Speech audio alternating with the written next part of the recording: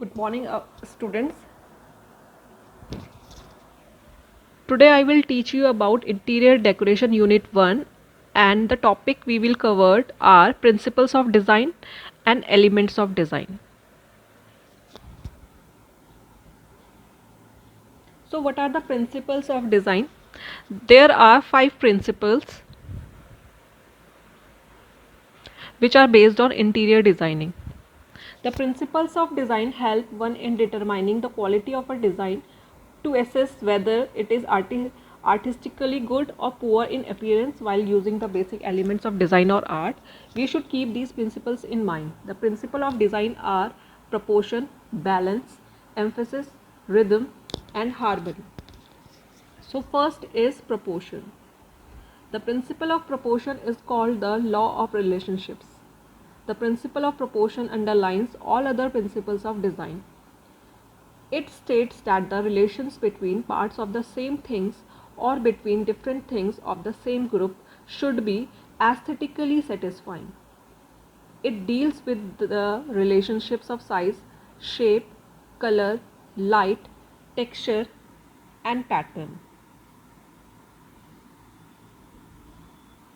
In order to achieve designs and arrangements that will hold interest,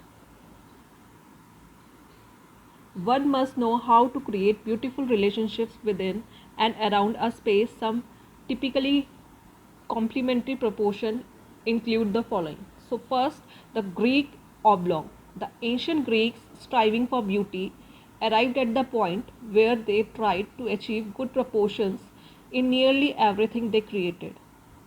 Among the rules that they are evolved was the oblong that they used as the basis of space divisions, called the golden oblong or the Greek oblong. The Greek oblong measures 2 units on the short side and 3 on the long side. Its proportions are considered more beautiful than a completely symmetrical shape like a square. The Greek oblong has since been the recognized standard for space relationships through much of Western civilization. And the second one is scale. Another important aspect of proportion is scale. A person who must select and arrange things to look good together must develop a sense of scale. In order to judge what size must be grouped together successfully, it is necessary to grasp the underlying significance of scale.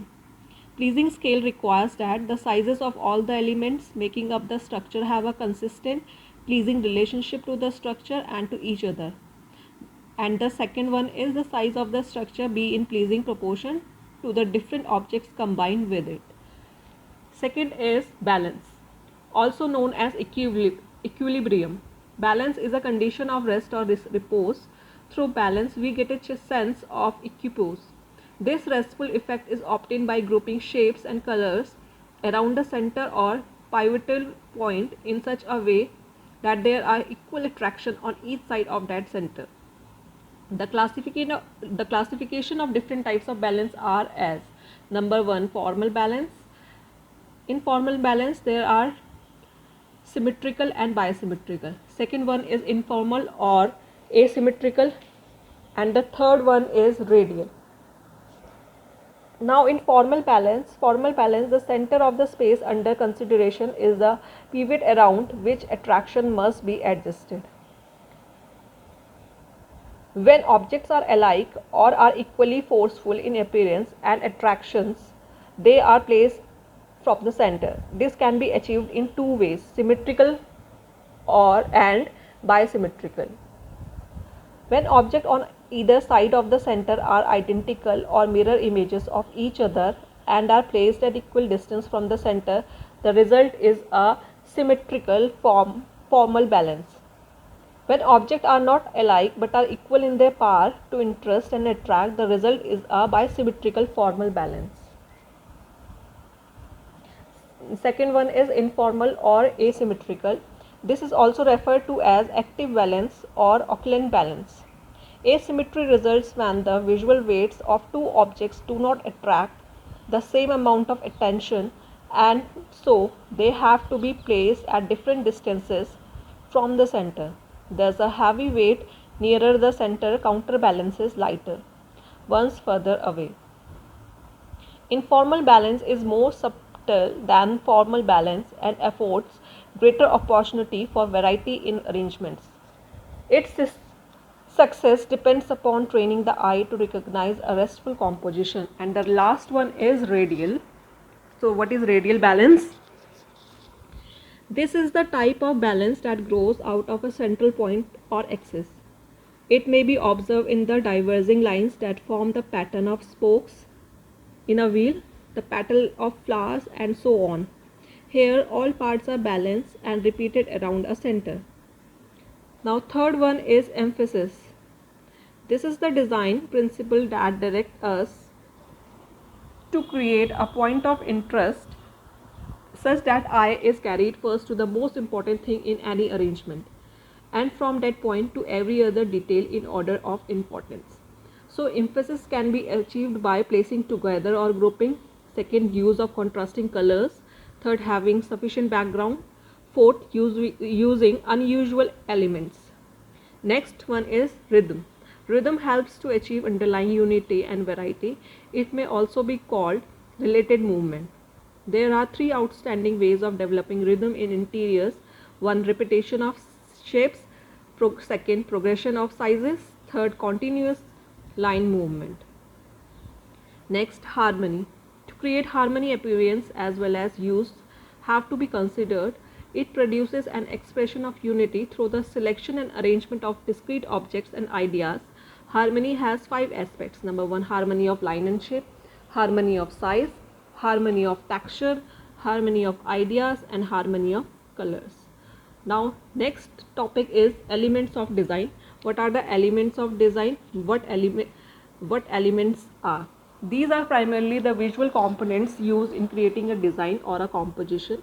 The elements that are basic to all visual designs are line, form, color, and texture. These additional elements, pattern, light, and space, help to complete it. Each of these basic elements is a well-defined and dissimilar feature of ever design. तो design, elements of design का मतलब होता है कि हम design में कौन कौन सी चीज़ें ध्यान में रखेंगे. तो पहली चीज़ होती है लाइन. लाइन क्या होती है? This is a very important element in planning and furnishing. It is the most basic. हम कोई भी चीज़ अगर बनाते हैं, सपोज कोई बिल्डिंग हमने तैयार करें, तो सबसे पहले हम क्या करेंगे, उसे एक पेपर में तैयार करेंगे, राइट. तो हम एक जो आर्किटेक्चर होता है वो सबसे पहले क्या करता है, उसे पेपर में डिज़ाइन करता है. तो सबसे पहले क्या बनाएगा? लाइन बनाता है वो, ठीक है. तो लाइन किस तरह से, कितनी टाइप की होती है? क्या होती है? Vertical line, horizontal line, diagonal, curve. तो ये सारी लाइंस होती हैं. नेक्स्ट क्या चीज़ें, क्या एलिमेंट्स होता है? फॉर्म. किस तरह का फॉर्म होना चाहिए? The term form is applied to 3 dimensional areas and objects, whereas shape may refer to a 2-dimensional one. Hence we can have a triangular shape and a pyramidal form or a cuboidal form with a square shape. तो forms के अंदर आते हैं वो उसका क्या form है, square shape है या रेक्टेंगुलर शेप है या स्क्वायर है, क्यूबॉइडल है, क्या किस शेप में है, वो फॉर्म के अंदर आता है. Next, texture. The word texture to the tactile quality of the surface of any object or area. It refers to the surface.